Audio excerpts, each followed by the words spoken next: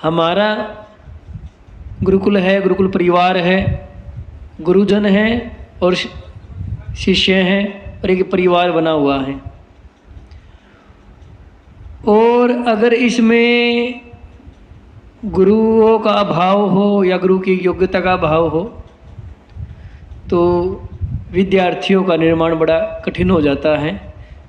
इसलिए मैं एक बार पुनः आप सभी का जो ब्रिजेश जी ने समय दिया, एक हमारे जो गुरुजन हैं यहाँ पे शिक्षकगण हैं, उनमें एक थोड़े समय के लिए इन्होंने जो शिक्षक की भूमिका निभाई उसके लिए तो हृदय से आभार है। और जो नित्य प्रतिदिन यहाँ लगे रहते हैं उनका भी बहुत बहुत धन्यवाद है। मैं बहुत छोटी सी बात कह करके अपनी वाणी को विराम दूंगा। ये बहुत कठिन है कि हमें ये दिखाई देने लग जाए, स्पष्ट हो जाए कि आत्मा और शरीर अलग अलग हैं। हम इस शरीर के लिए जोड़ते रहते जीवन भर, इस शरीर के लिए, शरीर से संबंधित, शरीर को नहलाना है तो कहाँ नहलाएं, कैसा वो दिखे नहाने की जगह, इसको खिलाना है, इसको सुलाना है, इसको घुमाना है,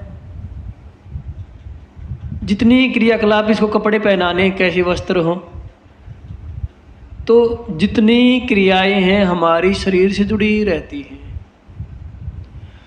और आत्मा के क्या गुण हैं और आत्मा की उन्नति के लिए क्या करें, ये दिखाई देना बंद हो जाता है।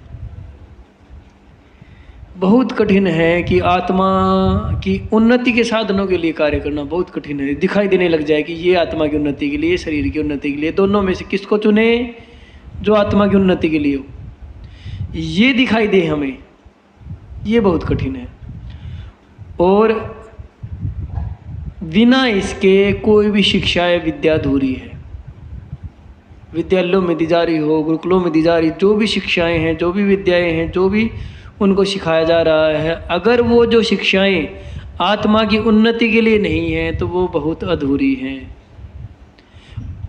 अगर केवल जैसे ये पाश्चात्य संस्कृति कहते हैं हम, पाश्चात्य संस्कृति, उसमें है क्या, उसमें आत्मा तत्व को तो खत्म कर दिया गया, आत्मा को तो मानते ही नहीं। उसमें जो कुछ किया जा रहा है शरीर के लिए किया जा रहा है। यही अंतर है हमारी संस्कृति में और पाश्चात्य संस्कृति में। हम अगर अपनी संस्कृति से विमुख हो गए हैं तो कहाँ विमुख हुए कि हमने शरीर की उन्नति के लिए तो साधन बढ़ा दिया और आत्मा की उन्नति को भूल बैठे। ये वो अंतर आया।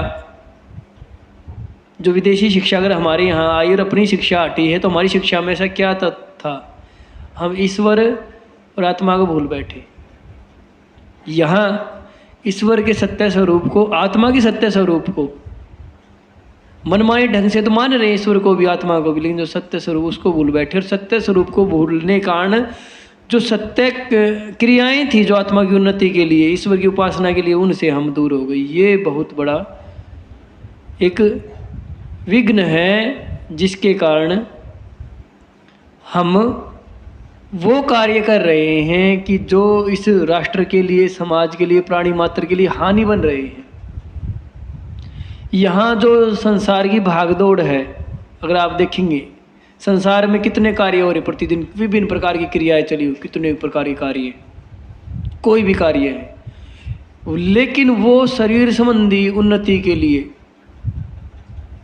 भौतिक उन्नति के लिए ज़्यादा किए जा रहे हैं, आत्मा की उन्नति के, क्योंकि उनके पास वो शिक्षा ही नहीं, क्योंकि वो गुरुकुलों से पढ़े नहीं। जो ये कार्य करने वाले हैं उन्होंने आत्मा की उन्नति, ये जो शिक्षा होनी चाहिए, ये है ही नहीं उनके पास। इसी कारण उन कार्यों के जो परिणाम हैं वो प्राणी मात्र की हानि के ज़्यादा बन गए हैं। अगर उनकी शिक्षाएं ईश्वर, सत्य स्वरूप ईश्वर का जानते, आत्मा का सत्य स्वरूप जानते और उसकी उन्नति की शिक्षाएं उनके पास होती और वैसे कार्य कर रहे होते तो आज संसार बड़ा सुखी होता, बहुत सुखी होता। ये जो अवनति जो संसार की हो रही है कि केवल इसलिए हो रही है कि शरीर की उन्नति के साधन जुटाए जा रहे हैं, उनमें शरीर की उन्नति हो भी नहीं रही। आत्मा की उन्नति के बिना शरीर की उन्नति नहीं हो सकती। आज शरीर की उन्नति सुविधाओं को देकर की जा रही, लेकिन सुविधाएं हमारे शरीर को क्षीण करती है। अगर हमारे शरीर में तप होगा तो हमारा शरीर मजबूत होगा। शरीर की उन्नति वास्तविक उन्नति है। और हम शरीर की उन्नति अगर संसाधनों से करना चाह रहे, शरीर को कमज़ोर बना रहे, तो वहाँ शरीर की उन्नति नहीं है। जिसकी आत्मा की उन्नति होगी वो समझ जाएगा कि शरीर की उन्नति है कैसे, वास्तविक उन्नति कैसे है, और जो ये झूठी उन्नति जिसको हम मान बैठे वो कैसे है। तो आत्मा की उन्नति बहुत विशेष है। इसको आत्मा की उन्नति करते हुए शरीर की उन्नति हो, समाज की उन्नति हो, तभी पूर्ण उन्नति कहलाएगी। इस पर आर्य समाज का नियम भी है, बिना इसके उन्नति होती नहीं। तो ये मैंने जहाँ से बात आरंभ की थी वहीं पर अब मैं समाप्त कर रहा हूँ। अगर आप समझ पाए इस बात को, बड़ा आपका जीवन सुधरेगा। मैंने बात आरंभ की थी कि बड़ा कठिन है इस आत्मा की उन्नति को समझ लेना। शरीर की उन्नति तो सब कर ही रहे हैं, दिखाई देती, लेकिन आत्मा की उन्नति दिखाई नहीं देती। और आप जिस आयु में हैं उनके लिए तो और भी कठिन है कि क्या बात कर रहे हैं। और उसके आगे मैंने एक बात और रखी थी कि बिना इसकी शिक्षा अधूरी है। और गुरुकुलों में ये विशेष है कि यहाँ आत्मा की उन्नति के लिए ही शिक्षा दी जाती, मुख्य तौर पर। मुख्य यही उद्देश्य है हमारा कि आत्मा की उन्नति हो। तो यदि आप निरंतर विचार करते रहें, मेरा प्रयास तो ये रहता हमारा वातावरण ऐसा रहे कि जिसमें आत्मा की उन्नति हो, आत्मा की उन्नति मुख्य हो, तो ऐसा हम वातावरण गुरुकुल का बनाए रखते हैं। और आप भी उसमें रह करके अगर ये ऐसी एक बुद्धि अपनी बना ले कि ये देख लेवें कि आत्मा की उन्नति हो रही है या नहीं, हम क्या आपको दिशा निर्देश दे रहे हैं, आप उनको समझ लेवें, है तो और बहुत कठिन। लेकिन यदि आप में से कुछ अपनी समझ ऐसी बनाएं, प्रयास सतर्क रहें कि ये क्या हमें दिशा निर्देश दिए जा रहे हैं, कैसे हम अपनी आत्मा की उन्नति करते रहें, ऐसी आप अपनी उन्नति करते रहें, तो आने वाला समय बहुत आपके लिए अच्छा होगा। क्योंकि बाहर जिस आपने भी देखा होगा, फ़ोन ने, टीवी ने, संगति ने इतना बिगाड़ पैदा कर दिया है, शरीरों की आत्मा की बहुत दुर्गति उन्नति हो रही है। यदि आप रह करके ऐसा कर जाएं, है तो कठिन, अपनी आत्मा की उन्नति करते हुए अगर यहाँ से शिक्षा ले जाए जीवन में, जब उस समाज में जाओगे तो आपको नेता बनाएंगे, आपके पीछे चलेंगे, आपसे पूछेंगे हमें रास्ता दिखाओ, हम क्या करें। आपको हर तरीके से सहयोग करेंगे, तन से, मन से, धन से। आपको नौकरी की आवश्यकता नहीं होगी, लेकिन आप ऐसा जीवन बना ले तो है कठिन, लेकिन इसको समझना और ऐसा जीवन बना लेना, अगर आप ऐसा कर गए तो बहुत विशेष होगा। और आपका व्यक्तिगत लाभ भी होगा, आपकी आत्मा की भी उन्नति होगी और सबकी उन्नति होगी। और अगर ऐसा होता है तो मानव जीवन सार्थक हो जाएगा। इसी में मनुष्य जीवन की सार्थकता है। इसके बिना मनुष्य जीवन की सार्थकता नहीं है, पशुवत जीवन है।